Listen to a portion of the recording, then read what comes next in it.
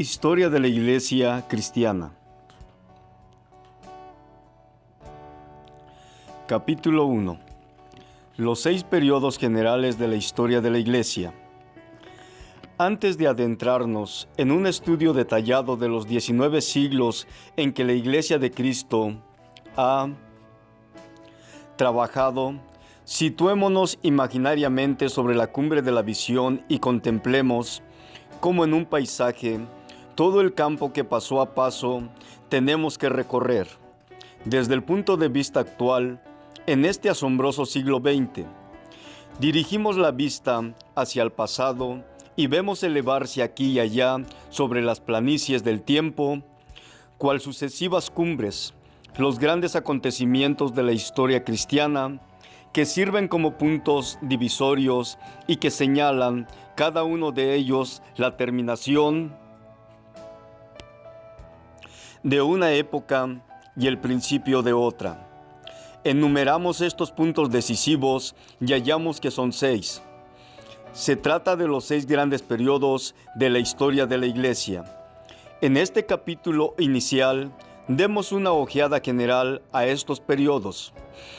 La cumbre que marca el punto de partida de la Iglesia de Cristo es el Monte de los Olivos, no muy lejos del muro oriental de Jerusalén. Aquí Jesucristo, cerca del año 30 después de Cristo, después de resucitar de la tumba en el huerto, dio sus últimos mandamientos.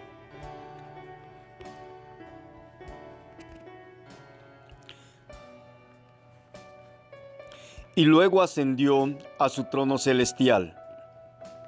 Una pequeña compañía de judíos creyentes en su Señor ascendido como Mesías, Rey de Israel, se detiene por algún tiempo en Jerusalén, sin pensar para nada al principio en una iglesia fuera de los límites del judaísmo. Sin embargo, poco a poco ensanchan sus conceptos y ministerio hasta que la visión incluyó llevar a todo el mundo a los pies de Cristo, bajo la dirección de San Pedro, San Pablo y sus sucesores inmediatos. La iglesia se estableció en el marco de 2 generaciones en casi todos los periodos, desde el Éufrates hasta el Tíber y desde el Mar Negro hasta el Nilo. El primer periodo termina con la muerte de San Juan, el último de los 12 apóstoles sobre la tierra.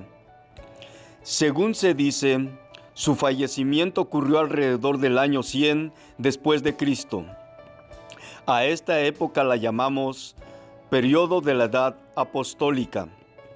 Durante el tiempo que siguió a la Edad Apostólica, periodo que abarcó más de 200 años, la Iglesia estuvo bajo la espada de la persecución. Fue así que durante todo el siglo II, el siglo III y parte del siglo IV, el más poderoso imperio de la tierra ejerció todo su poder para destruir lo que llamaban la superstición cristiana.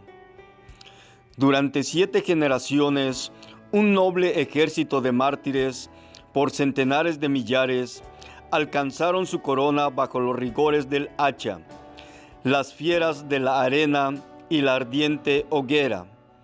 Con todo, en medio de la más implacable persecución, los seguidores de Cristo crecieron en número hasta que comprendían, en público o en privado, casi la mitad de la población del Imperio Romano.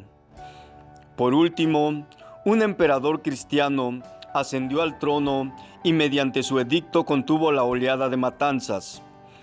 Es evidente que los cristianos, por tanto tiempo oprimidos, al parecer de un solo salto pasaron de la prisión al trono. Esto se debió a que la iglesia perseguida llegó a ser la iglesia imperial. La cruz ocupó el lugar del águila como estandarte de la nación y convirtieron al cristianismo en religión del Imperio Romano. Una capital cristiana, Constantinopla, se levantó y desplazó a la antigua Roma. Sin embargo, cuando Roma dejó de ser pagana, empezó a levantarse como la capital de la Iglesia. Las hordas bárbaras abatieron al Imperio Romano Occidental, pero a estos conquistadores los conquistó la Iglesia y fundaron en Europa no ya naciones paganas, sino cristianas. Con la caída del Imperio Romano Occidental, empieza el periodo de 1000 años conocido como la Edad Media. En sus inicios Europa se encontraba en un caos, un continente de tribus que no lo restringía ningún poder central. Sin embargo, luego se organiza gradualmente en reinos. Vemos al obispo romano como papa, haciendo esfuerzos por dominar no solo la Iglesia, sino también al mundo. Asimismo, la religión y el imperio de Mahoma tratan de conquistar todos. Los países del cristianismo primitivo. Vemos también el establecimiento del Santo Imperio Romano, a sus emperadores guerreando con los papas. Observamos el movimiento romántico de las cruzadas en el vano esfuerzo por arrebatar Tierra Santa de sus dueños musulmanes. El despertamiento de la Europa con la promesa de una próxima reforma en la nueva era. Así como el final de la historia antigua con la caída de Roma y la historia medieval con la caída de Constantinopla. Después del siglo XV, durante el cual despertó Europa, dio inicio el siglo XVI con la reforma de la Iglesia.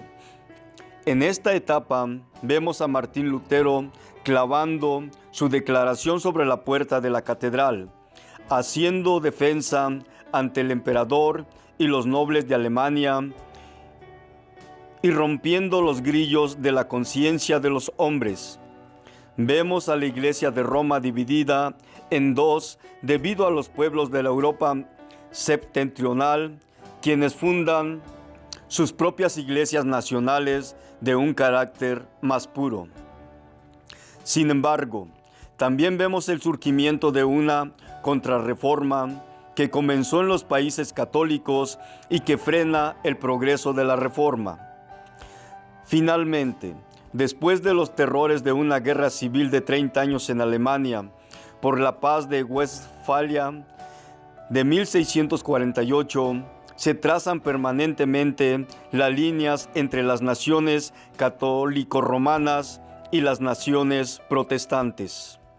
Asimismo, estudiaremos los hechos más sobresalientes de los grandes movimientos que estremecieron a las iglesias y al pueblo de los últimos 3 siglos en Inglaterra, Europa y América: puritano, wesleyano, racionalista, anglocatólico, así como los movimientos misioneros modernos que han contribuido a la edificación de la iglesia de nuestros tiempos, que la han hecho, no obstante sus centenares de formas y nombres, en la iglesia a través de todo el mundo. Notaremos también el gran cambio que gradualmente ha transformado al cristianismo en los siglos XIX y XX. Cambio que lo ha llevado a ser una poderosa organización, no solo para la gloria de Dios, sino también para el servicio de los hombres en reformas, en elevación social, en esfuerzos activos para el mejoramiento de la humanidad.